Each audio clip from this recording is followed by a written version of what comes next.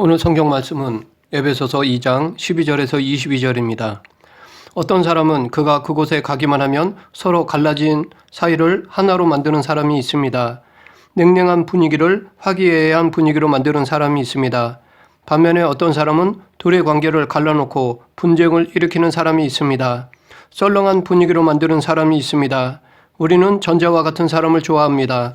그리고 그의 업적을 높이 평가합니다. 그래서 세계적으로 피스메이커의 역할을 하는 사람들은 대부분 노벨 평화상을 받습니다.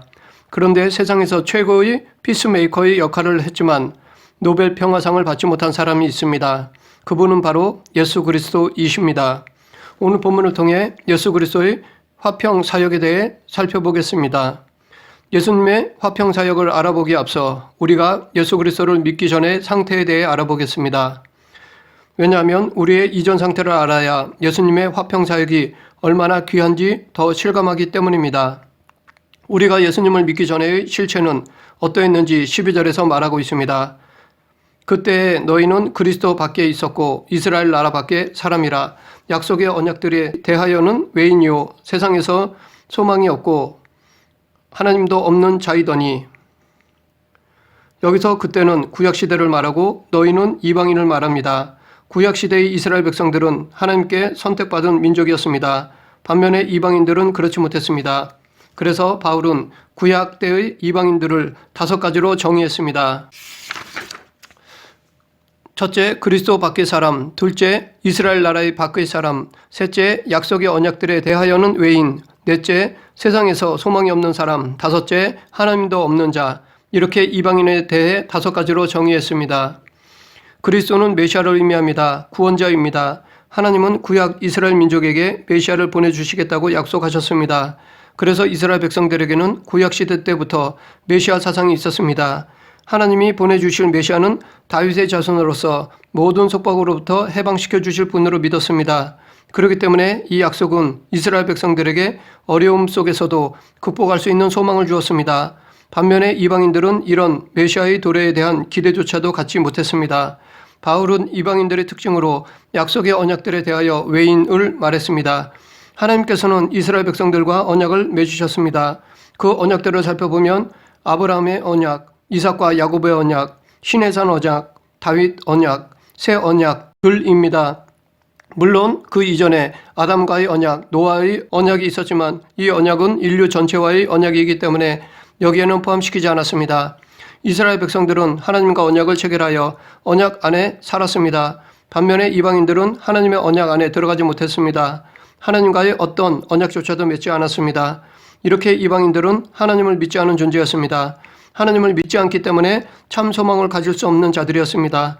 그래서 이방인들은 소망도 없는 비참한 존재였습니다. 물론 여기서 말하는 소망은 세상적인 소망이 아니라 구원에 대한 소망입니다. 이때 당시 이방인은 지금으로 보면 하나님을 믿지 않는 불신자들, 세상 사람들로 볼 수 있습니다. 실제로 세상 사람들이 가지는 소망은 알고 보면 정욕일 뿐입니다. 세상적인 잠시 잠깐의 것들, 곧 사라지고 말된 것들입니다. 진정한 소망은 영원한 것으로 오직 하나님께 구하는 것입니다. 세상 것은 결국 죽으면 헛되고 헛된 것입니다. 하지만 하나님께 소망을 두면 죽어도 영원합니다.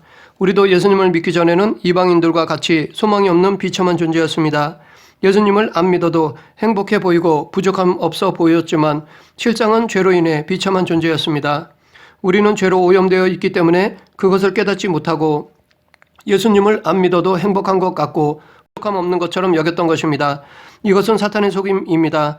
우리의 실체를 깨닫지 못하도록 영의 눈을 어둡게 한 것입니다. 그러므로 우리의 사명은 자신의 실체를 알지 못하는 불신자들에게 복음을 전하여 예수 그리스도께로 인도하는 것입니다. 위에서 살펴보았듯이 우리들은 전에는 죄로 인해 비참한 존재였습니다. 소망이 없는 존재였습니다. 흑암의 권세에 휘둘려 살던 존재였습니다. 그런 우리를 위해 예수님께서 하신 화평사역은 무엇인지 살펴보면, 첫째, 예수님은 유대인과 이방인 간의 중간에 막힌 담을 하셨습니다. 13절부터 15절, 이제는 전에 멀리 있던 너희가 그리스도 예수 안에서 그리스도의 피로 가까워졌느니라. 그는 우리의 화평이신지라. 둘로 하나를 만드사 원수된 것 곧 중간에 막힌 담을 자기 육체로 하시고 법조문으로 된 계명의 율법을 폐하셨으니 이는 이 둘로 자기 안에서 한 세 사람을 지어 화평하게 하시고, 여기서 바울은 예수님을 그는 우리의 화평이신지라 라고 말하고 있는데, 여기서 화평, 에이레네는 합하다, 연합하다는 뜻으로 구약의 샬롬에서 유래한 말입니다. 그래서 여기서 말하는 화평은 유대인과 이방인 사이에 적대적 감정을 끊고 서로 연합하는 것을 의미합니다. 즉 서로 평화롭게 연합하는 것입니다. 이처럼 예수 그리스도께서는 화평의 왕으로서 유대인들과 이방인들을 하나로 만드셨습니다. 이것은 구약에 예언된 메시아로서의 사역 성취입니다.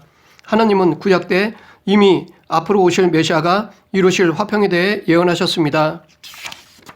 스가랴 9장 10절에서는 내가 에브라임의 병거와 예루살렘의 말을 끊겠고 전쟁하는 활도 끊으리니 그가 이방 사람에게 화평을 전할 것이요 그의 정권은 바다에서 바다까지 이르고 유브라데 강에서 땅끝까지 이르리라 라고 말하고 있습니다.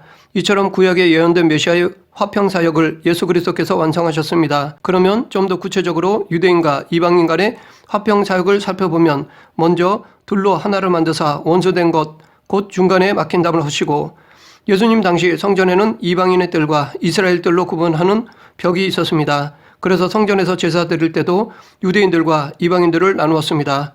아무리 이방인이 하나님을 믿는다 해도 유대인들과 함께 예배드리지 못했습니다.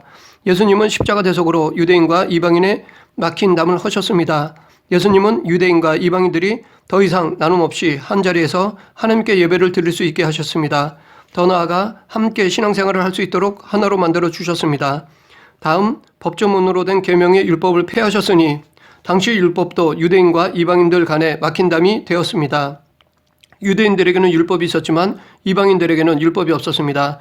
그래서 유대인들은 율법을 지킴으로 자기들만 구원을 얻는 것으로 믿었습니다. 반면에 이방인들에게는 율법이 없어 다 심판을 받을 것이라고 여겼습니다. 그러나 예수님은 이 율법을 완성하셨습니다. 더 이상 율법주의에 얽매이지 않고 유대인이든 이방인이든 모든 예수 그리스도를 믿음으로 구원을 얻을 수 있게 하셨습니다. 누구든지 예수님을 그리스도로 믿음으로 율법을 이루게 하셨습니다. 우리도 예수님을 믿기 전에는 참 소망이 없는 비참한 존재였습니다.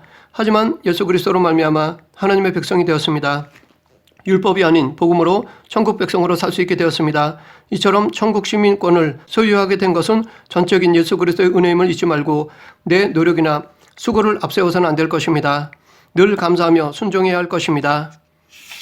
그런데 본문에서 예수님께서 율법을 폐하셨다라는 말은 마태복음 5장 17절에 나오는 내가 율법이나 선지자나 폐하러 온 줄로 생각하지 말라. 폐하러 온 것이 아니요 완전케 하려 함이로라 라는 말씀과 모순처럼 보일 수 있습니다. 그러나 이것은 모순이 아닙니다. 왜냐하면 마태복음 5장 17절에서의 말씀은 도덕법에 대한 것이고 본문에서 바울이 말하는 것은 의식법에 대한 것이기 때문입니다. 도덕법은 시간이 가도 이웃사랑이기에 지켜야 할 것이지만 의식법은 주님께서 다 이루신 것이기에 더 이상 지킬 필요가 없는 것입니다. 계속해서 둘째, 예수님은 우리들과 하나님과의 관계를 화목하게 하셨습니다. 16절, 또 십자가로 이 둘을 한 몸으로 하나님과 화목하게 하려 하심이라. 원수된 것을 십자가로 소멸하시고, 예수 그리스도는 인간의 죄로 인해 끊겼던 하나님과의 관계를 다시 하나로 회복하셨습니다. 과거 아담이 범한 죄의 결과로 하나님과 단절되었습니다. 그러나 예수님은 당신의 십자가의 대속으로 우리를 모든 죄값을 치르심으로 하나님의 의와 사랑을 완성하셨을 뿐만 아니라 우리와 하나님과의 관계를 다시 화목하게 하셨습니다. 이처럼 예수님은 수평적으로 하나를 만드셨을 뿐만 아니라 수직적으로도 다시 하나를 만드셨습니다. 이 하나님과의 관계 회복에 대해 사도 바울은 로마서 5장 10절에서 곧 우리가 원수 되었을 때에 그 아들의 죽으심으로 말미암아 하나님으로 더불어 화목되었은즉 화목된 자로서는 더욱 그의 살으심을 인하여 구원을 얻을 것이니라 라고 하였습니다. 골로새서 1장 20절에서도 그의 십자가의 피로 화평을 이루사 만물 곧 땅에 있는 것들이나 하늘에 있는 것들을 그로 말미암아 자기와 화목케 되기를 기뻐하심이라 라고 하였습니다. 이렇게 예수님이 십자가에서 돌아가심으로 하나님과 우리의 관계가 다시 회복되었다는 것을 가시적이고 상징적으로 보여준 것이 예수님께서 십자가에서 돌아가실 때 성전의 휘장이 위에서 밑으로 찢어진 것입니다. 휘장이 위에서 아래로 찢어졌다는 것은 더 이상 하나님과 인간 사이에 막힌 담이 없다는 것을 말하고 이것은 하나님 스스로 찢으셨다는 것입니다. 휘장은 성소와 지성소를 나누는 막이었습니다. 성소는 제사장들이 수시로 들어갔다 나왔다 했지만 지성소는 하나님의 임재 장소로 1년에 한 번밖에는 들어갈 수 없는 곳이었습니다.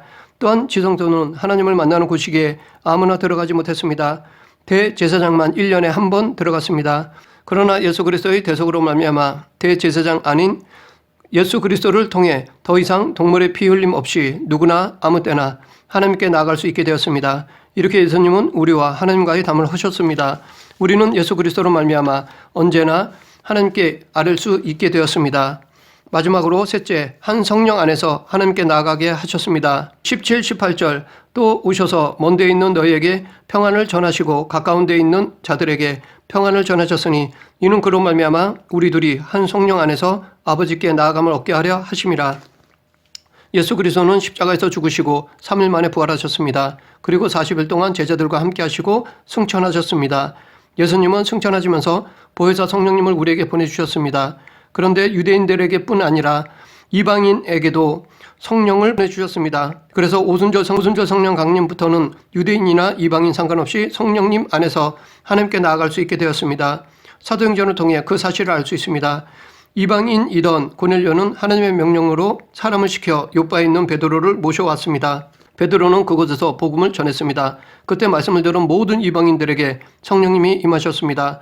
그래서 베드로는 고넬료 가정에게 세례를 베풀었습니다. 그리고 예루살렘으로 돌아와 이방인들도 성령을 받는 한 형제임을 전했습니다. 예수님의 승천으로 말미암아 유대인뿐 아니라 이방인에게도 성령님이 찾아오셨습니다. 그런데 여기서 우리는 구원에 대한 하나님의 삼위일체적 사역을 엿볼 수 있습니다. 성부 하나님은 구원을 계획하셨고 성자 하나님은 이 계획을 이루셨고 성령 하나님은 성자 하나님이 이루신 구원을 우리 각 사람에게 적용하십니다. 이렇게 우리의 구원은 삼위일체적 사역으로 말미암은 것입니다. 이렇게 우리의 구원을 위해서 성부 하나님, 성자 하나님, 성령 하나님께서 연합하셨듯이 우리도 우리에게 맡겨진 구원 사역인 복음 전파에 있어서 서로 연합해야 합니다. 서로 합력하여 복음을 전해야 합니다. 예수 그리스도는 유대인과 이방인을 하나 되게 하셨습니다. 또한 하나님과도 화목하게 하셨습니다. 그리고 성령님 안에서 따로 하나님께 나가게 하셨습니다. 이처럼 예수님은 우리를 위해 은혜를 베풀어 주셨는데 그러면 앞으로 우리가 해야 할 일은 무엇입니까? 20절부터 22절 너희는 사도들과 선지자들의 터 위에 세우심을 입은 자라 그리스도 예수께서 친히 모퉁이 돌이 되셨느니라. 그의 안에서 건물마다 서로 연합하여 주 안에서 성전이 되어가고 너희도 성령 안에서 하나님 거하실 처소가 되기 위하여 그리스도 예수 안에서 함께 지어져 가느니라. 우리는 서로 하나가 되어 예수님의 몸인 교회를 이루어야 합니다. 그리고 예수 그리스도께서 완성하신 화평 사역을 전해야 합니다. 여기서 바울은 유대인과 이방인이 하나가 되어 교회를 이루어야 한다는 것을 성전 건물로 비유로 말하고 있습니다. 첫 번째 이유는 예수님께서 친히 모퉁이 돌이 되셨느니라. 20절에서 바울은 유대인과 이방인을 교회의 벽돌로 예수 그리스도를 모퉁이돌로 비유하는데 예수 그리스도를 모퉁이돌로 비유한 것에는 두 가지 의미가 있습니다. 먼저 모퉁이돌은 건물의 기초석을 의미합니다. 벽과 벽을 연결해주는 기초석입니다. 이처럼 예수 그리스도는 성도와 성도를 연결해주는 교회의 기초가 되신다는 것입니다. 또한 이 기초석에는 건물 주인의 이름을 새기는데 이처럼 예수 그리스도가 교회의 주인이라는 것입니다. 예수님은 당신이 교회의 기초임을 당신 스스로도 밝히셨습니다. 예수님이 베드로에게 너희는 나를 누구라 하느냐 라는 질문을 했을 때 베드로는 주는 그리스도시요 살아계신 하나님의 아들이시니이다 라고 예수님을 고백했습니다. 그 대답에 예수님은 베드로를 칭찬하시면서 또 내가 내게 이르노니 너는 베드로라 내가 이 반석 위에 내 교회를 세우리니 음부의 권세가 이기지 못하리라 라고 말씀하셨습니다. 여기서 이 반석 위라는 말은 베드로가 한 신앙 고백을 의미합니다. 이 말에는 예수님은 당신이 교회의 기초임을 밝히셨습니다. 또한 사도 바울은 고린도전서 3장 11절에서도 이 닦아둔 것 외에 능히 다른 터로 닦아둘 자가 없으니 이 터는 곧 예수 그리스도라 라고 예수님이 교회의 기초임을 증거했습니다. 다음으로 모퉁이 돌의 또 다른 의미는 건물 꼭대기에 얹는 돌을 의미합니다. 이것은 예수 그리스도가 교회의 머리 되심을 말하는 것입니다. 즉 교회는 예수 그리스도를 머리로 모든 성도가 몸을 이루는 지체가 됩니다. 사도 바울은 예수님이 교회의 머리 되심을 에베소서 1장 22절에서 또 만물을 그 발 아래 복종하게 하시고 그를 만물 위에 교회의 머리로 주셨느니라 라고 하였습니다. 또한 성도가 지체됨을 고린도전서 12장 27절에서 너희는 그리스도의 몸이요 지체의 각 부분이라 라고 하였습니다. 위에서 살펴본 모퉁이 돌에 대한 두 가지 견해는 모두 나름대로 타당성을 지닙니다. 결국 교회는 꼭대기에 있는 돌로서의 그리스도로 말미암아 완성된 것이며 또한 기초석으로서의 그리스도를 바탕으로 성장해야만 하는 것입니다. 교회는 예수님으로 시작하여 예수님으로 끝나야 합니다. 계속해서 유대인과 이방인이 하나가 되어야 한다는 두 번째 이유는 그의 안에서 건물마다 서로 연결하여 주 안에서 성전이 되어가고 21절에서 바울은 성도 한 사람 한 사람을 성전으로 비유하고 있습니다. 이것은 성도 한 사람 한 사람이 성전이며 이 성전들이 그리스도 안에서 서로 연합하여 우주적인 교회로 통일되어져 가야 한다는 것을 말합니다. 여기서 우리가 주의해서 볼 것은 21절의 주 안에서 성전이 되어가고와 22절의 그리스도 예수 안에서 함께 지어져 가느니라의 동사가 모두 현재형으로 되어 있다는 것입니다. 이것은 교회가 아직 완성되지 않았다는 것을 암시합니다. 지금도 교회는 완성되어 가는 중이라는 것입니다. 다시 말해 성도는 계속해서 교회로 지어져 가는 존재라는 것입니다. 성도는 완성된 것이 아니라 완성되어 가는 진행 중인 존재라는 것입니다. 그렇기 때문에 믿음에 대해 교만해서는 안 됩니다. 성도는 성화되어 가는 과정에 있는 존재이지 성화된 존재가 아닙니다. 그렇기 때문에 늘 믿음으로 깨어 있어야 합니다. 자전거가 멈추면 넘어지듯이 우리의 믿음이 멈추면 넘어집니다. 이 세상에서 믿음은 완성이 없습니다. 저 천국에 갈 때까지 계속해서 성장 성숙되어야 하는 것입니다.